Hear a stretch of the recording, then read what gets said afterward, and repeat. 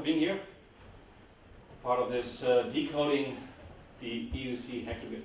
Actually, it's really great to be here in person. Good to see even that it often is bring Pat to the office space, but I also see bring kids to the office as well.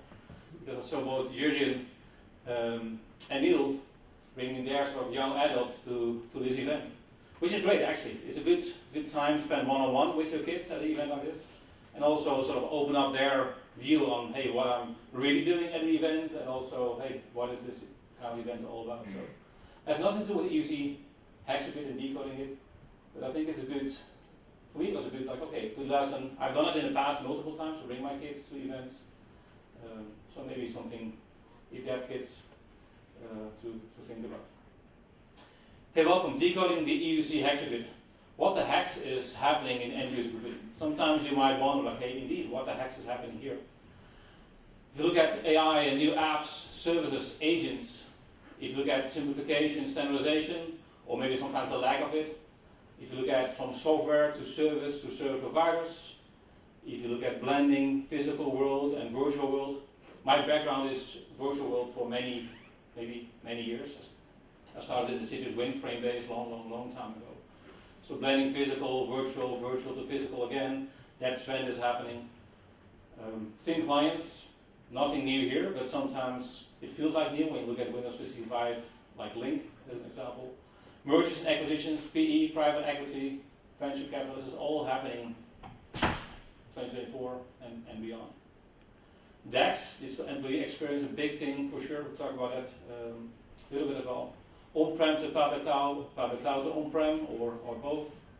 Monoculture, silo thinking, walled garden, whatever you want to call it, is all happening these days. If you ask AI to create a picture of what I just described, you get something like this, like a big plate of spaghetti with all kinds of stuff on it. Welcome to our EUC world. So when I wouldn't ask now, but if I ask, hey, what is EUC for you? What is EUC for Jurjen or for Tom or for Benny? I'm pretty sure I'll get different responses for that. And that ties into this picture you see here. I'm Ruben. I'm Dutch-based. I'm field CTO at Vision. Active in the end-user computing community for a while. 17 years MVP on the Microsoft side. Part of multiple communities around remoting protocols and GPUs, benchmarking, running different kinds of surveys, and from a business perspective, I'm field CTO at Vision. We're one of the sort of leading desktop as a service providers, supporting multi-cloud, Amazon, Azure, Google, IBM, and also on-prem support for virtual apps and desktops. If you look at end-user computing in general, you might say, well, it's a very complex ecosystem. It's not a single product or vendor. Now, some people might say, well, EUC stands for VDI, virtual apps and desktops, or maybe desktop as a service. That's fine. For me, end-user computing is more like an umbrella term, which captures the things I briefly mentioned before. So for me, EUC equals tools to get work done. And that could be like a cloud PC, or it could be like an AV remote app, or it could be a Vision desktop. Doesn't matter for the company. It could be a physical PC with modern management as well. But it's N. That adds to the complexity of our space, our ecosystem. Some people think, well, just buy from a single vendor and you will get a turnkey solution. Well, that single vendor maybe is divided in 20 different product groups as well. So define single product in that context. So yeah, sometimes you think, well, I'll make it simple. I'll just buy a single license from a single vendor, and that solves my whole EUC challenge. But you will see when we decode the EUC Hexagrid that even when that's the strategy, and you can argue that's good or bad, doesn't matter for the conversation, that even with that there are still multiple vendors to build a good end-user computing solution. So what I did, my background is consulting. When Jurjen and I, we worked together a long time ago in the days of PQR, maybe 2 decades, 2015 I left, so that's 10 years already. But my background is consulting, helping customers to understand challenging topics and make it simple. That sounds simple on paper, but it's not that simple. And I always had an idea, like, okay, what if we can create one picture? And back in the days, we built also these kind of pictures, but what if we can create a guide, a picture, an infographic, and a short white paper to explain what is happening here? And that's like the Hexagrid. So I want to briefly introduce you to the Hexagrid itself. Pretty sure that some of you have seen the Hexagrid. I got some feedback from folks earlier today that, hey, I used the Hexagrid. I used the Hexagrid last week with a client of mine to explain what we are doing. Was one of the comments that another vendor made. So the EUC Hexagrid is what you see here. And there are two things. There's an infographic, this one, we'll go deeper on that one. And there's a white paper, which explains in less EUC technology what things mean. So the EUC Hexagrid itself is, the starting point is me. It is not Ruben, 3 kids, Netherlands, EUC geek, whatever. No, it's about end user computing, it's about business consumers. And that's like the starting point of EUC itself. And then we created 6 major EUC categories, 24 subcategories around these 6 major categories. And it also includes 220 different EUC vendors in that infographic. And for sure, there are vendors missing, for sure. Could be that I missed them, could be that there was no space in the infographic. My database itself is probably like double the size of 220. So I need to make decisions, or sometimes my marketing colleagues who build the actual graphic, so it's not AI generated, for sure. Some of my colleagues say, well, we don't have more space in a graphic, so choose 20, well, I have a list of 30. Well, choose the 20 most important ones. And how do you find which are the most important ones? Sometimes there's data to prove what are the most important ones, sometimes it's just gut feeling. And a combination of both is what I use to build the Hexagrid itself.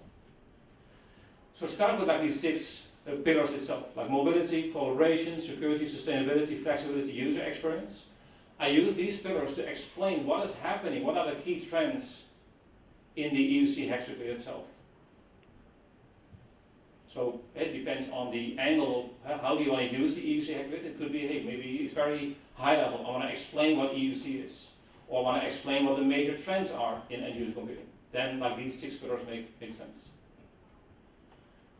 But it starts also with why does end user computing matters?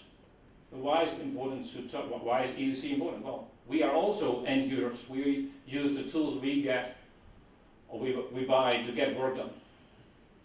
And it means like productivity is part of that, agility, business agility as well, and organization ability, but also security are like key elements why end user computing matters. Not rocket science if you ask me, because I'm active in this space for a long time. But sometimes if you have that communication with your business consumers, it's good to talk about these basic things, what we take for granted, to explain what it means. If we talk about, like for instance, Cloud PC, the technology behind Cloud PC is not rocket science if you ask me as an EUC geek who knows this space for a long time.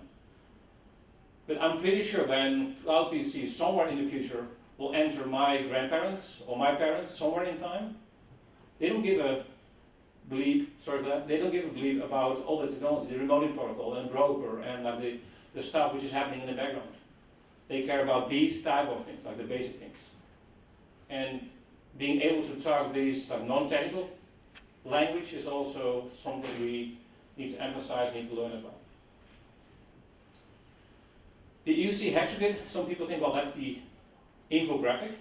Yes, that's half of the story. The other half of the story is a white paper which we wrote with the end goal in mind to explain on high level what EUC means, and then sort of go one level deeper to the 6 pillars, then go one level deeper to the 22 sort of pillars to explain what each of these pillars do, without talking about technology too much or highlighting the vendors too much. And also this content is not, there's no measuring stick either. If you ask me, hey, I need to find a thin client vendor for my solution, which vendor should I choose? Well, it's a good question. Let's start with the requirements first, but don't ask me in the context of EUC Hexagrid which vendor I should choose, because this is not a measuring stick. There's no evaluation criteria in the Hexagrid itself to say, hey, this vendor is the best fit for your challenge. That's not the purpose of this Hexagrid. The Hexagrid purpose is to explain what is happening and to give guidance from high level, lower level, lowest level in what's happening in our space. And not to choose like, hey, I need to go for Dijon or Citrix or need to go to XYZ vendor. That's not the end goal here at all. Slides will be shared, so the QR codes can be used. One will be to download the white paper itself, and the other one are to access the two infographics. There's a sort of colorful one and sort of a less colorful one, but still totally fine one. And this is like the Hexagrid 2024 edition. At the end, you will see a sort of call to action, and I will do it again now. Is if you see something missing in the Hexagrid, and as I mentioned earlier, pretty sure there are things missing, because that's by design, like the world is evolving, so by design there are things missing. Maybe there's a new name from VMware to Omnissa. You will see VMware. When you see VMware in the EUC context, equals Omnissa. But I'm not in the mode of operation to update the Hexagrid every week, every day, every month. Every year we'll update it.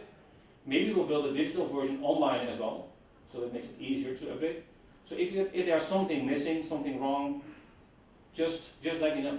And I can explain, well, it's not missing, it's in my database, or yes, it's missing, it's not in my database. Always good to get that feedback from the field. Especially when the next version of the EUC Hexagrid will be launched early next year, so February-ish time frame. So if you have feedback, please let me know.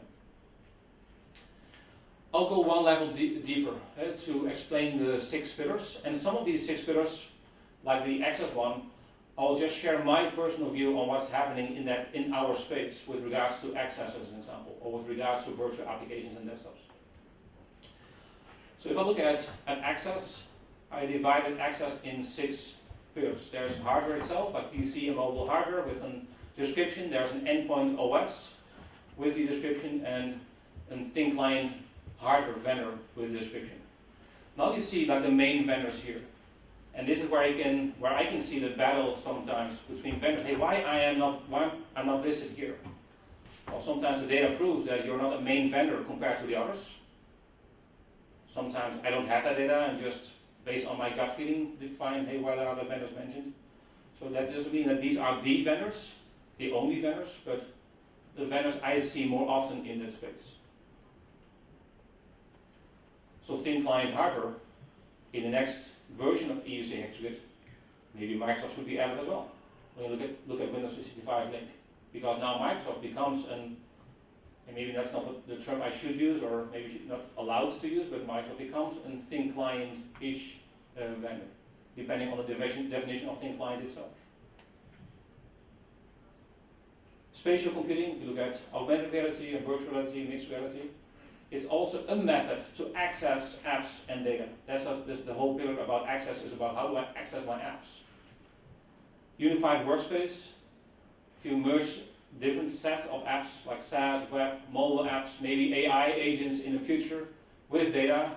I log in with my identity to that workspace and I'm able to access based on my user context to access apps and data. So the unified workspace is a good element in the access layer as well. Then you have enterprise browser, which are sort of split into secure enterprise browsers and remote browser isolation, RBI. Remote browser isolation doesn't fit in this sort of container called local secure enterprise browser because it's not local, it's like remote. Actually, it's more like a remote app with a specific reason. But you see like Island, Talent, Citrix should be here as well if you ask me with their secure browser. Google with Chrome Premium, Microsoft, in some degree are also part of that sort of bucket. So a lot of developments when you look at access. I mentioned already, and you've seen the news, or not, if you have not seen the news, then you should have listened to Tom earlier this morning when he explained briefly what's new in that particular space from a Microsoft perspective. But also AWS a little bit earlier also announced sort of their thin client, which is interesting because you might think, well, this thin client market, how exciting can it be, right? Well, maybe it is exciting. It has this use case. I see it in the field as well. But also see a trend where people just use their browser to access not only the web and SaaS apps, but also their sort of Windows apps as well, all through their browser.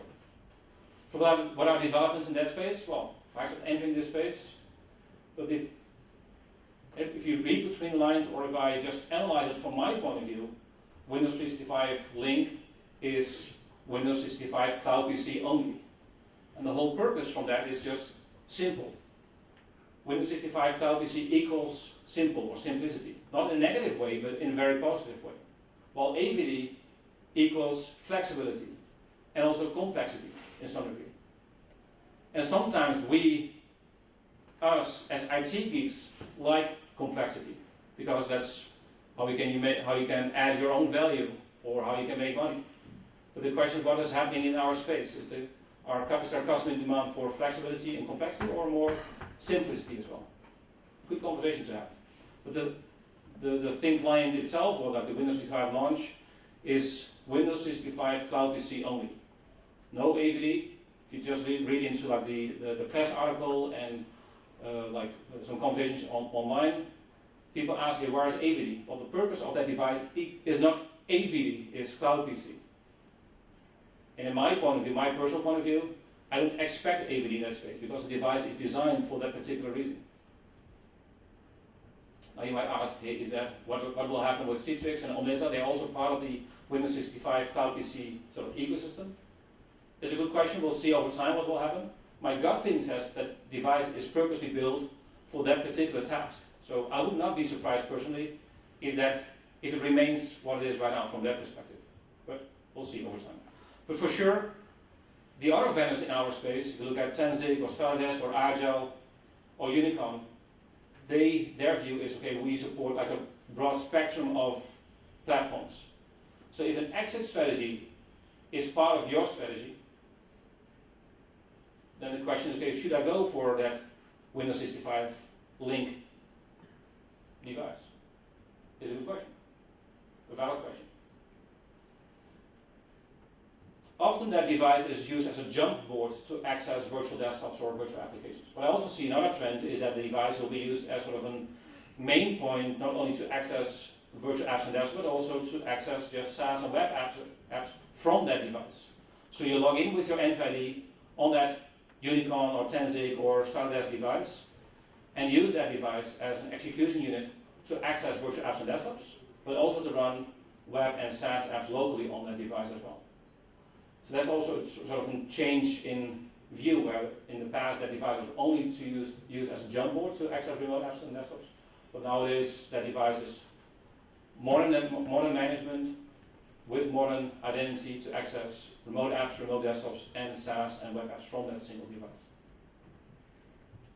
Other trends, local enterprise browser with like Island and Talent, Citrix in that particular space. Remote browser isolation, where DaaS vendors, like a Parallels as an example, and others will build solutions specifically for remote browser isolation, because for many customers that is still a very valid use case. And in some degree it conflicts with secure enterprise local browsers, but on the other side there's also clear like different use case for both approaches. AI as a companion, so I use AI as an agent, that's what I would say on a daily basis. Use different AI tools to get my work done. I assume many of you are in the same sort of space, in the same boat.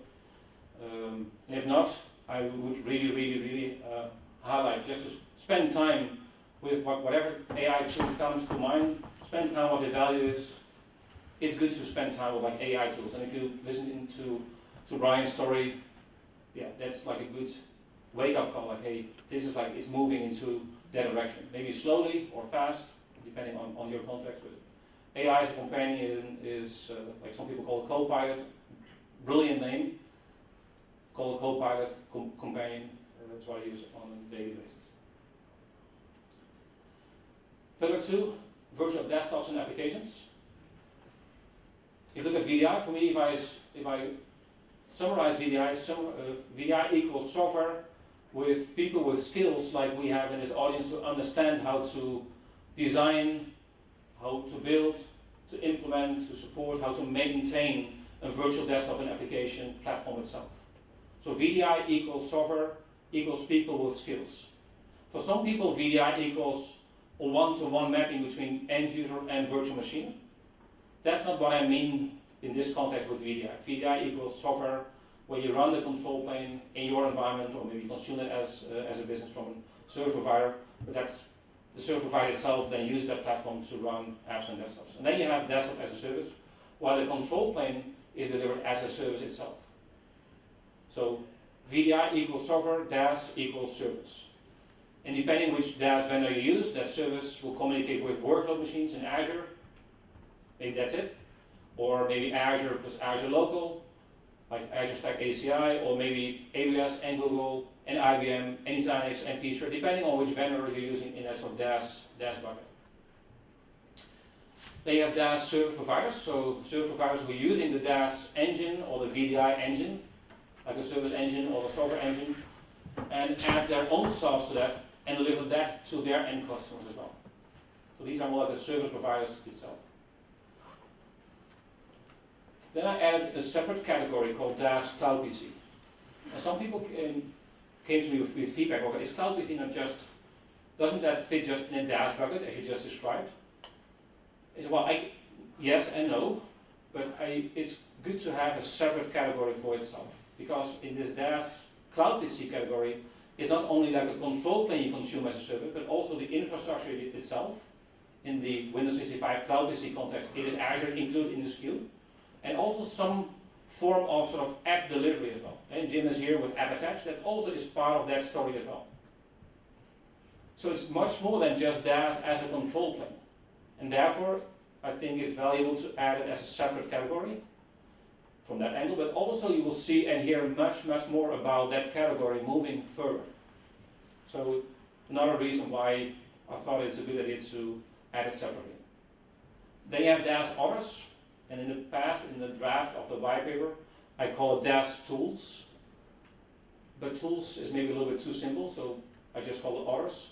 And sometimes these are tools like LeoStream, like a connection broker, or like Nerdio, which is like an automation and configuration sort of engine for AVD, for Windows 65 Cloud PC, for Intune, or a combination of three. Sometimes it's an infrastructure as well, like AWS Workspace as Core. It's not a tool, that's why I didn't want to use the DaaS tools section. So AWS Workspace as Core is an infrastructure provided by AWS so that third-party vendors can add sort of their broker and their remote protocol or their other stuff to the infrastructure AWS provides. And that AWS infrastructure is not just VMs, it's a little bit more than just VMs, because just VMs is EC2 itself. So that's why AWS Workspace, of course, should have a place in the EUC Hexagrid. It's not a full DaaS solution like ours, because there is no broker and there's no remoting protocol in it. And that's why it's sort of in this bucket of DaaS Others. And then finally you have the DaaS Hypervisor. That could be Hyper-V role on your Windows 11 machine. Also desktop hypervisor. It could be Parallels, it could be VMware. It's not on this side. It is really VMware. So VMware Fusion, VMware Player, VMware Workstation are free to use. You don't need a license anymore if you use it for sort of personal use. Finding the license and finding the software is a different challenge, is what I noticed myself and also here. But the software itself fits in the bucket of desktop hypervisor with specific use cases as well. So what's happening in this space? Well, I'm pretty sure that all of you here, but it's also being recorded, so it's still good to highlight it.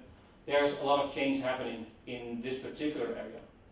And with Citrix going private equity, with a focus on 3,500 core customers for their own, it means that maybe 200,000 other clients are maybe sort of, well, I wouldn't say left behind, but the Citrix focus, their business model is a different business model than a couple of years ago, from a customer perspective, but also from a partner and community perspective. It's not good or bad, it's just different. You can make a lot of good money by adding good value in that sort of maybe shrinking market or focused market, if you want to call it like that. I see a lot of customers and partners scratching their head, hey, what is happening here? What is my path moving forward? In multiple directions. Is my path moving forward still the same? Should I keep my stuff running on-prem or move to public cloud or a mixture of both? But also, should I stay with the tools I used for maybe the past 10 plus years, or should I evaluate other solutions as well? both from a community perspective I see, with that's like a pro data, but also from a sort of business vision perspective I see the same. And also here when I talk with community friends, I hear the same. Like, hey, what should I do moving forward? And similarly applies also to VMware spin out the end user computing business, now called Omnissa. Change also means, hey, opportunity for others. Change means, okay, what's next? Should I continue with what I do, or should I find something else? And there are two angles to look at that. From a technology perspective, and also from a sort of trust perspective. Do I trust vendor A, vendor B, vendor C? Do I trust them that they take care of my customers and myself as a partner? Or is there less trust, and is that a reason to move from A to B? And not so much a technology conversation, is what I see quite often. The whole conversation about multi-user, single user, sizing guidelines. Simple summary, don't trust vendors with their sizing guidelines. Benny and I, we talked about earlier this week about prepping it, and Benny mentioned something, and if I misquote you, just keep me honest, something like, yes, if you use the Microsoft guidelines, that AVD project failed because the sizing guidelines were not accurate for that customer environment. Yes, that's not rocket science, that's what we've done for the past 20 years. But people are new, they read the paper, they say, hey, this is amount of like users per core or per vCPU, okay, let's just implement that because that's what is on paper. Guess what? They need double the amount of hosts, double the amount of budget, 3 years budget burned in a year and a half. Now what? Well, sizing guidelines, maybe good to spend a little bit more time in making sure that the sizing guidelines are accurate. And Benny and I were both part of Go EUC, a community group where we do research about, hey, what's the right sizing, what are the right sizing numbers, with like as much as possible like real world data. On that topic, multi-user, single user, I'll briefly talk about it a little bit later, but for AVD, hey, multi-user versus Windows 365 Cloud PC, what I see happening is that these two worlds, where you use multi-user from a more cost-efficient perspective, or sometimes you think it's cost-efficient, and maybe it's not as cost-efficient as you think it is. If you do really a calculation, I'll come to that a little bit later. That sort of space between both is shrinking, in my opinion. Shrinking because the apps and how you use these apps are different than 5 years ago. If you just look at Teams and Edge and Chrome. If you look at security product itself, the impact security products it has in that space. So the gap between how many users can I run on a single user environment versus multi-user environment, and the cost difference is not as big as it was maybe 5 years or 10 years ago. So now the other question, okay, what is the value of multi-user? Or should I go for just keep it simple? And maybe it's a little bit more expensive, it may be more future-proof, or more just simple to maintain. Because the challenge is maybe finding people or retaining people with that skill. Sometimes it's a tough conversation, especially if the audience is in, I like complexity, because now I can sort of sell my complex services to that as well. It's a tough conversation. But I think an honest conversation moving forward, what is happening in the EUC space. What else is happening? Like on-prem, mono cloud, AWS only, Azure only, and their EUC solution monoculture. Everything should be in that sort of ecosystem, because then you get the best return. But it also comes with a challenge. What if you want to have an exit strategy, and you're fully into that sort of monoculture? Is that a risk? Is that a good thing? Is that a bad thing? Challenging conversation, but a good topic to think about as well. And also public cloud developments, like suspend and resume of VMs, hibernation of VMs. Maybe in the near future being able to create storage sort of pools where VMs will be run in that storage pools, and you have deduplication and compression in that storage pool, which we can consume. Now Microsoft and others will benefit. They also have these kind of technologies to benefit from like lowering the storage cost of their VMs. But what if somewhere in time we could say, hey, just create me a 2 terabyte pool, we create VMs in that pool, and we just consume what is actually being consumed, instead of, and we benefit from a financial perspective out of that. Also sole tenants, dedicated instances to apply with the Microsoft licensing Windows 10, Windows 11, especially on sort of other platforms besides Azure. And then on the GPU and vGPU side, yeah, there's quite some developments on that side. Not only from an AI perspective, for sure. Just look at the NVIDIA stock. You will see there's a lot of development on that side, but also in our space, in the EUC space. With vGPUs for Cloud PC, with vGPUs just as VMs to be used, with newer GPUs like L4, L40S, upcoming AMD GPU with the V710. There's no public data yet. It only is announced that there's a preview of the V10 AMD GPU and slicing of GPU. But yeah, it's good to have competition in that GPU space. What else is happening in that space? Well, look at this, these two sort of magic quadrants, 2023 and 2024, where you can see like green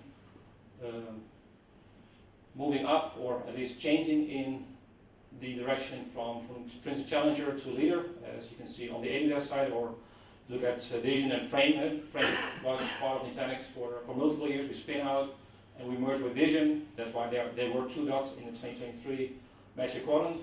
And in the 2024, you can see Vision as an example in the visionary quadrant, together with Parallels as well.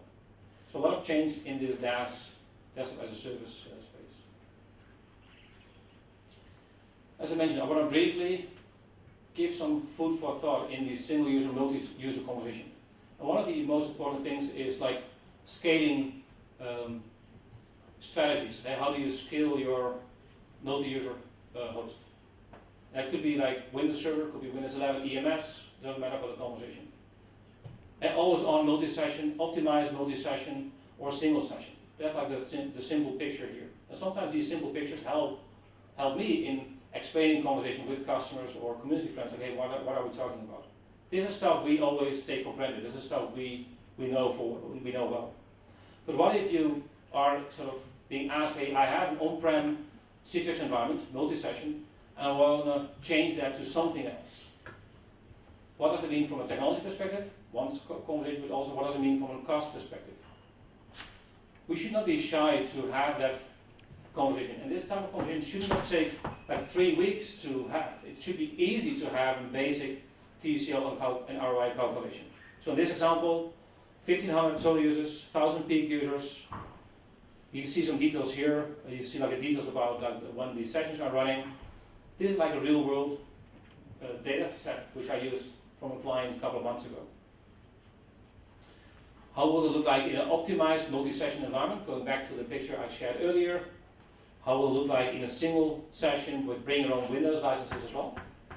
In this example, I'm using AWS as the like underlying infrastructure as a service, but it doesn't matter for like the example itself. How will this sample TCO analysis look like? My point with this particular picture is that this picture is for this particular context. So you cannot say, hey, for everyone this applies. No, my point is, in this like 2-3 minute section, is that don't be shy to pick up the data, do your basic TCO calculation. You can go very deep if you want to do so, but it should start with just basics like you can see here. And then you will see that if you move to cloud and you can use, for instance, your existing Windows 10 or Windows 11 access licenses, that has a massive cost impact, a benefit in the context of single session versus multi-session. So don't assume, that the sizing guidelines maybe you've done 10 years ago when someone implemented, or 5 years ago, implemented the Citrix environment on-prem, that the same sizing guidelines apply to on-prem versus public cloud. That's one. And don't assume that what you had in the past, or still have in your on-prem environment, is one-on-one applicable in public cloud. Maybe it's good to change from a server OS to a client OS, and therefore being able to use the virtual desktop access license, and therefore gain a lot of like benefit from a financial perspective. So is it more expensive? Well, it really depends. That's the simple answer. But do the math. That's what I try to explain. Don't be shy about that. And don't take the old data and insights for granted. Third pillar, you'll see I'll move faster. Like this one, 3, 4, or 5 will move a little bit faster. DEX, digital employee experience, with like I would say Control Up, e.g. Uber agent, which is part of like Citrix nowadays, and Nextthink are like the main ones I see in my space, in the EUC space. Unified endpoint management, modern device management, and with like Onessa, Workspace ONE, Intune, maybe a little bit like Ninja One, like our type of solution, but like it's most like a battle between these two, what I see in the field. And then you have user environment management solutions, also UEM, which is sort of a little bit challenging, called UEM for Unified Endpoint Management and UEM for User Environment Management. UEM in this context means, okay, my user environment, user profile, my shortcuts, like whatever is Windows user profile related, how do I manage that? And on one side you could say, hey, FS Logics, I would say Microsoft, the logo is handy to use because everyone recognizes the logo, or not everyone, but many people do. It's not really managing the user environment, it's like more storing the user profile, which is a key component, for sure. So you can debate if it's really management. It doesn't matter, it should fit in the conversation. User profile management, user profile conversation, containerization is part of the EUC story and therefore part of the EUC Hexagrid as well. But vendors like Citrix, like Onessa, like Liquidware, like Ivanti, they have their user environment management solutions, which goes further than just the profile container solutions. I spoiled the beans a little bit already, but DEX is on fire. Just, I would say, listen to the news, see what's happening. DEX can mean different things to different people. Benny and I will talk about a little bit later in our session about that as well, so I'll not spoil the beans here. But also, if a friend of mine, Rob, shared an article about Intune versus Workspace ONE. He is working for Onessa, so you know where he's heading to. That's fine. But it's an interesting read. Like, if Intune is free, then what I'm paying for, there are different sort of versions of Intune itself. So if Intune is part of your subscription, does it meet the requirements you have for an like UEM solution and modern management solution? Or do you need to add additional topics on your subscription to make it fully work? Is a good conversation to have and understanding to have. Pillar 4, security, endpoint analysis and protection, identity and access management. I don't go deep into that one, but you could say, hey, this is like typical old school AV. Well, that's old school. It's now MDR, XDR, that whole scene fits in that bucket. And modern management that ties well with like modern identity as well. So Entra ID, Azure AD in the early days, Google, SAML, Google OAuth, Duo, Okta, that whole space fits in that bucket, identity and access management. ADC, so application delivery controllers, F5, A10, Citrix, Netscaler all fit in that particular bucket. Some people say, well, that also fits in the access bucket. Sure, but I think it fits better in the security bucket than it does fit in the access bucket. And then you have secure access, service edge, SASE, cloud access security brokers, zero trust network access also fits in that sort of bucket as well. And with Zscaler, somebody Microsoft has a solution on that as well. Palo Alto, Cado is what I see often. Quick side note is I see quite often challenges when customers using these sort of solutions in our like VDI and DAS space as sort of VPN sort of replacement. That these solutions don't understand remoting protocols and real-time